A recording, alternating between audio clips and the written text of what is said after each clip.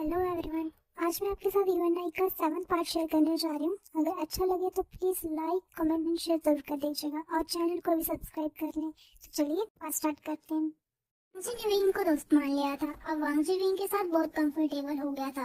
2 weeks हो गए थे उन्हें योनवंग में और विंग उनका गाइडर बन गया था, या फिर ये कह लें कि वांगजी का गाइडर बन गया था। बट वो लोग भी ऐसे कि वांगजी के साथ ही होते थे, तो उन्हें भी विंग ने पूरी योनवंग की सैर करा दी। है तो ये छोटा सा विलेज, लेकिन यहाँ पर काफी सारी जगहें थी घूमने के लिए, देखने के लिए। बाकी कहने को तो विंग उन सबको योनवंग घुमा रहा था, बट रहता वो वांगजी के साथ ही था। वो दोनों अपनी दुनिया में ही मस्त रहते। और इसी बीच विंग वांगजू को अपने घर कब भी लेकर गया था अपनी फैमिली से मिलवाने, और वहीं पर ही विंग को वांगजी की फैमिली के बारे में भी पता चला। अब देखते ही देखते 3 हफ्ते हो गए थे उन्हें यहाँ पर, और अब उनका जाने का टाइम आ गया था। टैबी जिसका नाम उन्हें इन दोनों ने बोचे रख दिया था, उसे वांगजी को दे दिया, और वांगजी ने कहा कि वो हर वेकेशंस पर यहाँ पर आया करेगा। लौटने के बाद वांगजी थोड़ा बदल गया था। अब वो चीजों को इग्नोर नहीं करता, फैमिली के साथ टाइम भी स्पेंड करता। उसमें ज्यादा बोलता तो नहीं, बट बातों का आंसर जरूर देता। अब उसकी आंखों में वो अकेलापन नहीं दिखता। पूरी फैमिली बहुत खुश थी वांगजी की इस प्रोग्रेस से। वांगजी और विंग की दोस्ती को अब 3 साल हो गए थे। टाइम बीतने के साथ साथ उन्होंने एक दूसरे को बहुत अच्छे से समझ लिया था।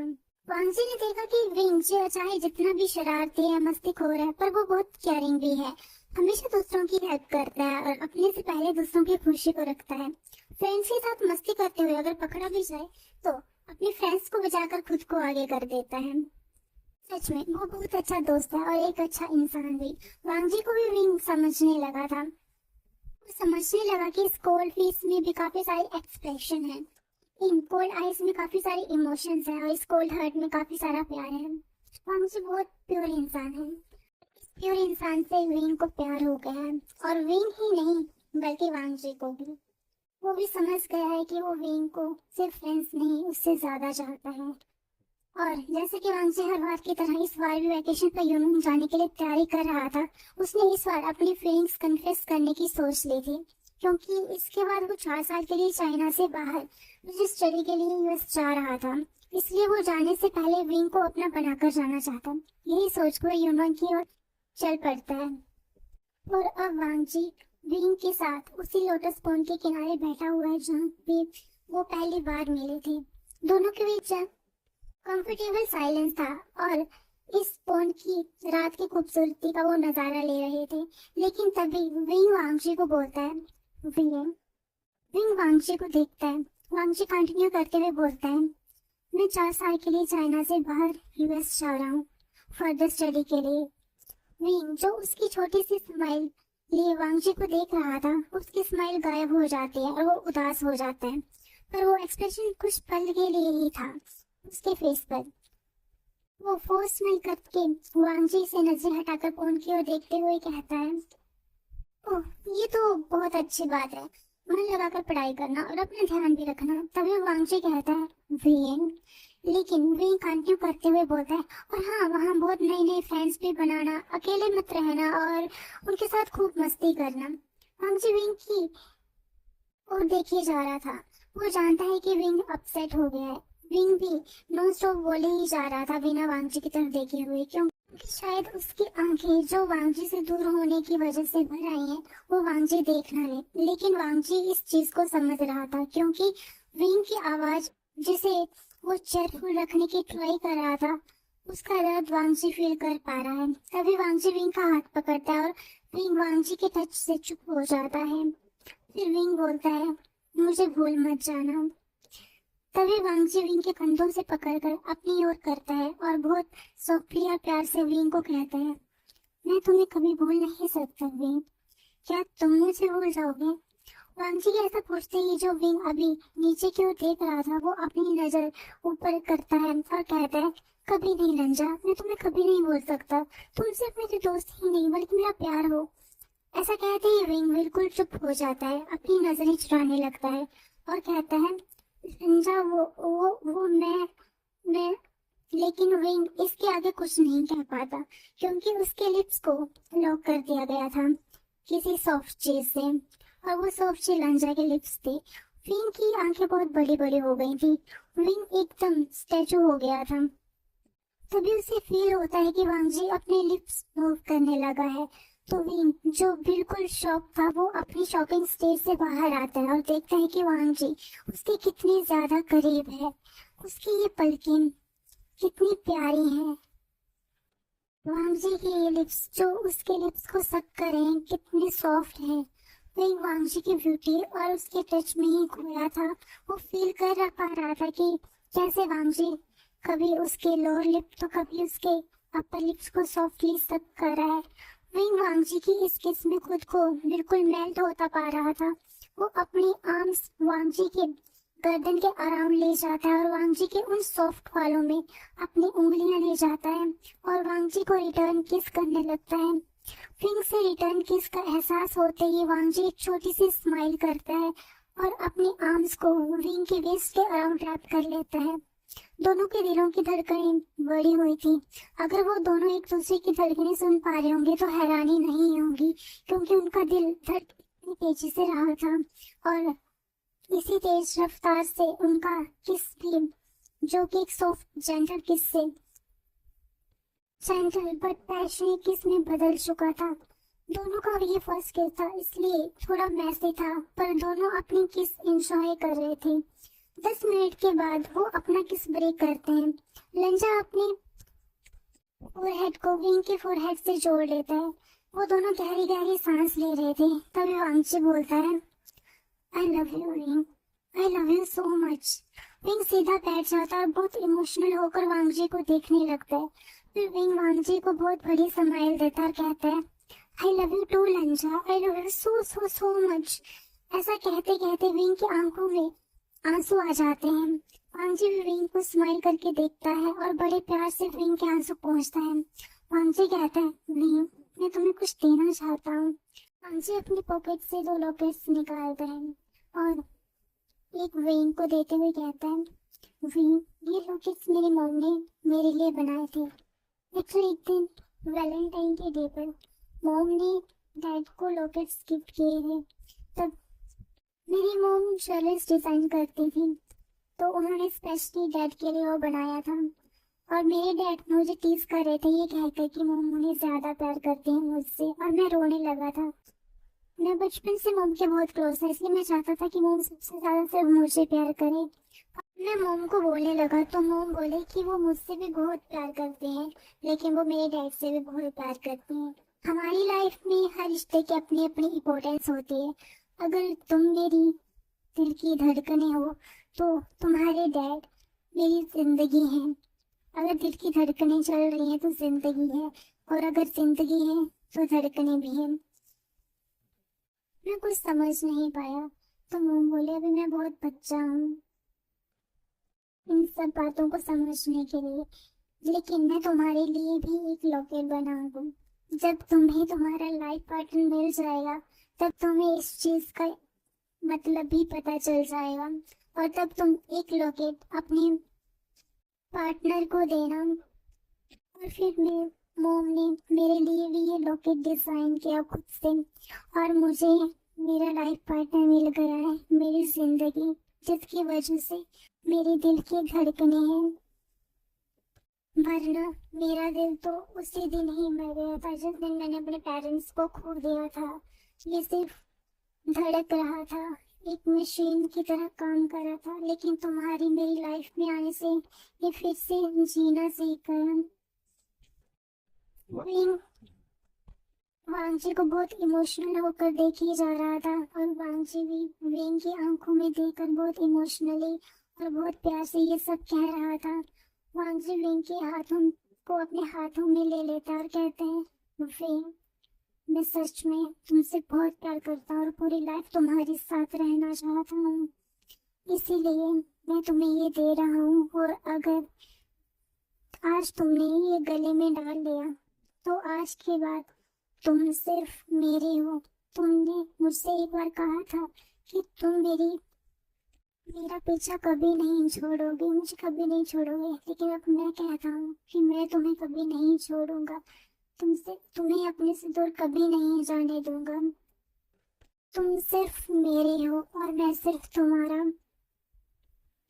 ये लॉकेट जो तुम्हारे हाथ में है, देखो इसमें मेरे नाम का वर्ड है वांग, जो कि तुम्हारे पास रहेगा, यानी कि मैं सिर्फ तुम्हारा हूँ। और मेरे पास तुम्हारे नाम का क्षण रहेगा, जो कि ये बोलेगा कि तुम सिर्फ मेरे हो। बताओ वें, क्या तुम पूरी जिंदगी सिर्फ मेरे बनकर रहोगे? तभी वें पांचे को गले से लगा लेता है और कहते हैं, हाँ लंजा, मैं सिर्फ तुम्हारा हूँ और पूरी जिंदगी मैं सिर्फ तुम्हारा ही रहूंगा, और तुम भी सिर्फ मेरे, और पूरी जिंदगी तुम मेरे रहोगे। I love you Lanja, I love you, love you, I love you so much. Lanja, हम सिर्फ एक दूसरे के हैं, एक दूसरे के लिए हैं, और हमारी इस प्यार की दुनिया में और कोई नहीं आएगा, सिर्फ तुम और मैं। तभी लंजा कहता है, हाँ वें, हमारी इस प्यार की दुनिया में सिर्फ हम दोनों होंगे, सिर्फ यू एंड आई। तभी वें को महसूस होता है कि उसकी आंखों से आंसू गिर रहे हैं। वो अपनी साइड पर लेटे हुए आयुन को देखता है, जो कि सो गया था। वो आयुन के सर पर हाथ फहराता है और उसके माथे पर एक किस करता है। उसके बाद वो कहता है, सॉरी रंजा, मैंने कहा था कि हम दोनों पूरी लाइफ एक दूसरे के साथ रहेंगे, एक दूसरे के बनकर, पर मैं ऐसा नहीं कर पाया, मुझे माफ करना।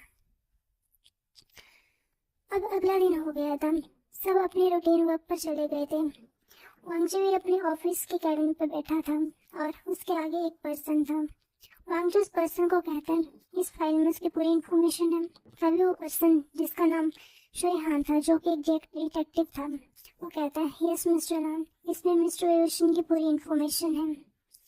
वांगजी कहता है, थैंक यू मिस्टर चोय। वांगजी ने एक चेक दे देता है।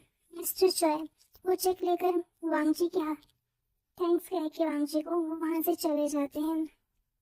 तभी उसके पास ही खड़ा हुआ हाउशन पूछता है, डैम वांगजी, तुम्हें वेवशन मिल गया और तुमने मुझे बताया तक नहीं। तभी वांगजी घूर के हाउशन को देखता है। तभी हाउशन बोलते हैं, इतना घूर के मत देखो, अभी मैं तुमसे एज अ फ्रेंड बात कर रहा हूँ, अभी हम दोनों के अलावा यहाँ कोई नहीं है, मैं तुम्हें ऐसे बुला सकता हूँ। तभी वांगजी अपनी आंखें रोल करता है और फाइल को पढ़ने लगता है, जिससे उसे पता चलता है कि वो क्या काम करता है। और सबसे इम्पोर्टेंट, विंग की फैमिली में सिर्फ एक ग्रैंडमा और एक छोटा सा लड़का आयुन, इसके अलावा और कोई नहीं। वांगजी थोड़ा कंफ्यूज होकर फाइल को पढ़ रहा था। तभी हाउशन बोलता है, क्या हुआ डूड, इतना कंफ्यूज क्यों लग रहे हो, ऐसा क्या लिखा है इस फाइल में? बट वांगजी हाउशन को इग्नोर करता हुआ मिस्टर चॉय को कॉल करता है और पूछता है, इस फाइल में मिस्टर वेवशन के पेरेंट्स के बारे में क्यों कुछ नहीं लिखा? तो मिस्टर चॉय बोलते हैं, उनके पेरेंट्स का कोई जिक्र इसलिए नहीं क्योंकि वो यहाँ पर अपनी सिर्फ इसी फैमिली के साथ रहते हैं, उनके पेरेंट्स नहीं है। लेकिन फिर भी आप उनकी फैमिली के बारे में जानना चाहते हैं तो मुझे टाइम दीजिए, मैं पता करता हूँ। तभी वांगजी कहता है, रहने दो, इसकी जरूरत नहीं, और वो कॉल रख देते हैं। वांगजी जब कॉल पर था तो हाउशन सेम फाइल पढ़ने लगता है। कॉल कट करने के बाद वांगजी हाउशन को देखता है और हाउशन से फाइल लेकर टेबल पर रख देता है। इस पर हाउशन बोलते हैं, क्या वांगजी, मैं तुम्हारी लव के बारे में जान भी नहीं सकता, भूलो मत, में मैं ही था जो तुम्हारे लव्स की बातें सुनता रहता था तुम्हारे मुंह से। तभी वांगजी कहता है तुम मेरी जबरदस्ती फ्रेंड बने थे। तभी हाउशन कहते हैं, हाँ हाँ, मेरी ही गलती है जो तुम्हें अपना दोस्त बनाया। तभी वांगजी के कैबिन का डोर ओपन होता है और दोनों की नजर डोर पर जाती है तो देखते हैं कि शॉफी आ रही थी। वो कहती है, वांगजी कहते हैं, फेथ तुम यहाँ? तभी शव बैठते हुए कहते हैं, हाँ हाँ मैं यहाँ, मेरे फियांसे को तो मुझसे मिलने का टाइम लगता नहीं, तो सोचा मैं ही अपने फियांसे से मिलकर आती हूँ। वांगजी, चलो ना लंच डेट पर चलते हैं। तभी वांगजी कहता है, मेरी मीटिंग है।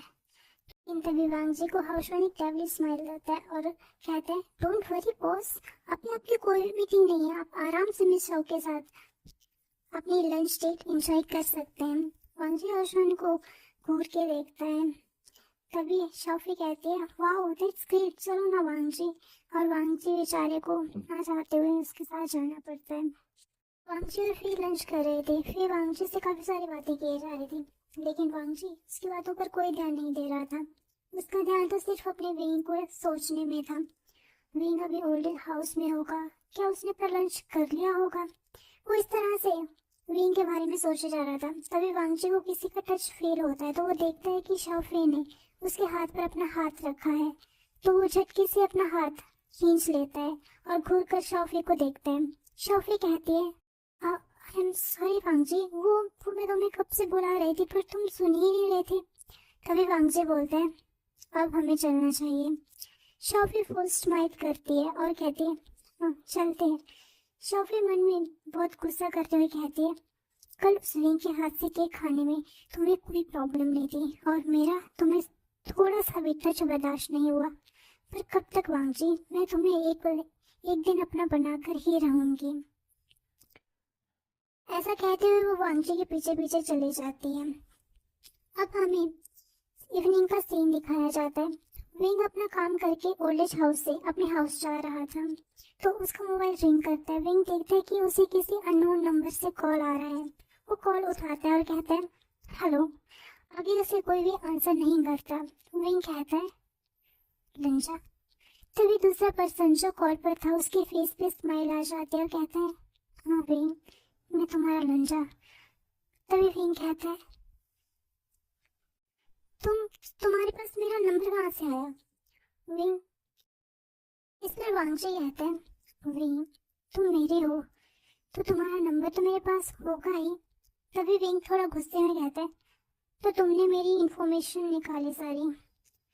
तभी वांगजी बोलते हैं, सारी नहीं, मैं तुम्हारी प्राइवेसी की कदर करता हूँ विंग, लेकिन मैं तुमसे प्यार भी करता हूँ, इसलिए मैं सिर्फ उतनी ही इंफॉर्मेशन निकाली जिससे मैं तुमसे टच में रहूँ।